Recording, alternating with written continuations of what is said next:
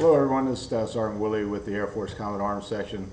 I'm here to talk to you today about a problem that I've been seeing in the M16 rifle and the M4 carbine.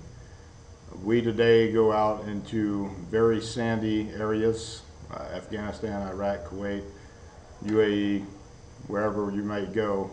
If you have to use this weapon in a sandy condition and be out in a sandstorm or something like that, and you actually do have to shoot this weapon, I want you to understand that the possibility of sand and small pebbles to get inside the lower receiver is very possible. And your trigger housing is basically a lever that you must work, and if there are rocks and sand underneath that lever, it will not allow the weapon to fire.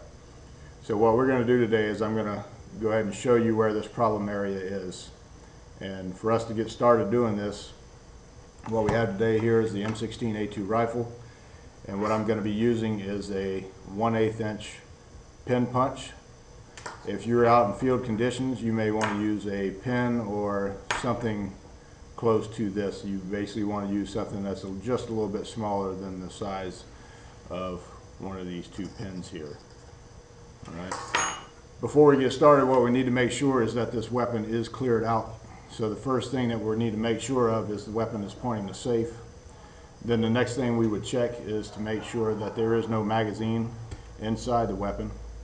And then the third thing that we would check is to make sure that there is no brass or live ammunition inside the chamber. Once we've checked those things, we're going to go ahead and make sure that we release the bolt by depressing the bolt catch. Once we do that, our bolt carrier will go forward.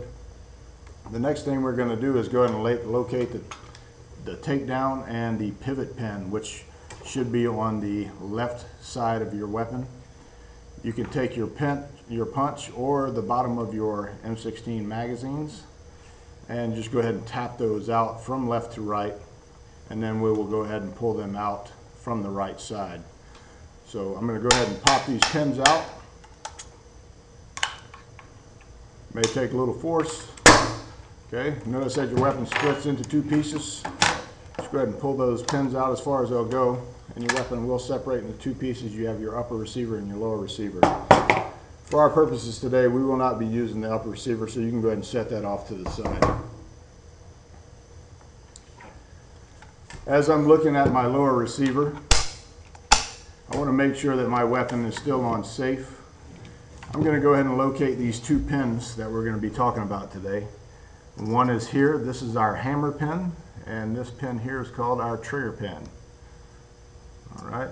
So what we're going to do, it doesn't matter which side you push these out from, and also these pins are interchangeable. So if you were to take them out and put them back in, it doesn't matter which one you put in or what side they go in on.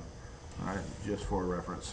So the first thing that we would do is basically take our thumb and we want to push down on the hammer, make sure it's cocked, and then we're going to make sure it doesn't fly out of the weapon as we push in on this pin. So I'm going to locate the pin, I take my punch, and go ahead and depress that hammer a bit, and all I'm going to do is just force that pin out of the weapon. The pin's going to come out. We're just going to set that to the side, make sure we don't lose that.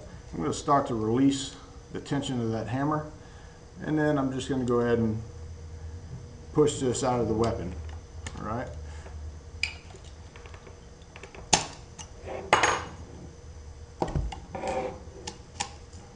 Okay, so once I have the pin out, the hammer will come out, and then the next thing we're going to do is go ahead and push in on that trigger pin. Once we push in on the trigger pin, we're going to reach down inside. You will see once you get inside that there are two little claws in there. These are called our disconnects. On the right hand side you have the disconnect that has two claws on it.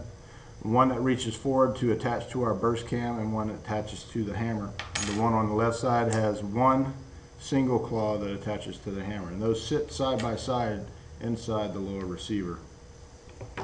The next thing we're going to do is go ahead and push up onto our trigger. Okay. And as we pull out the trigger, you're going to notice now that the trigger is just not just that little hook that sits down inside, yet it is a long lever piece that sits down inside that's under spring tension.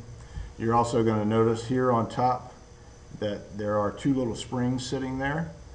Okay, and those disconnects sit right there on top of those, kind of something like that.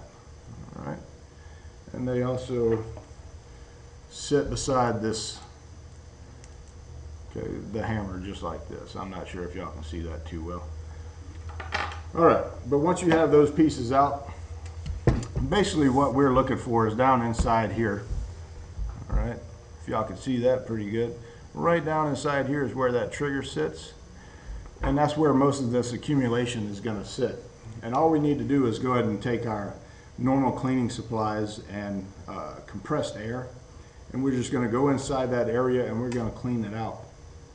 And once you have that cleaned out and you've removed that sand and those pebbles, your weapon should perform like it always has before. All right, so just be aware that this is something that could happen. The accumulation of small pebbles and sand inside the little receiver has happened a lot. I've seen it happen a lot. As you go to pull the trigger, nothing happens. So for you personnel that are not usually trained on this, you will only do this under field conditions if necessary. If there is a Combat Arms personnel around, please have them take a look at it for you if you feel like that this is going to happen to you. All right. So once you've done that, everything should be good. Like I said, once again, under field conditions only. If you have any problems, please go see your Combat Arms personnel. All right. Thank you and have a nice day.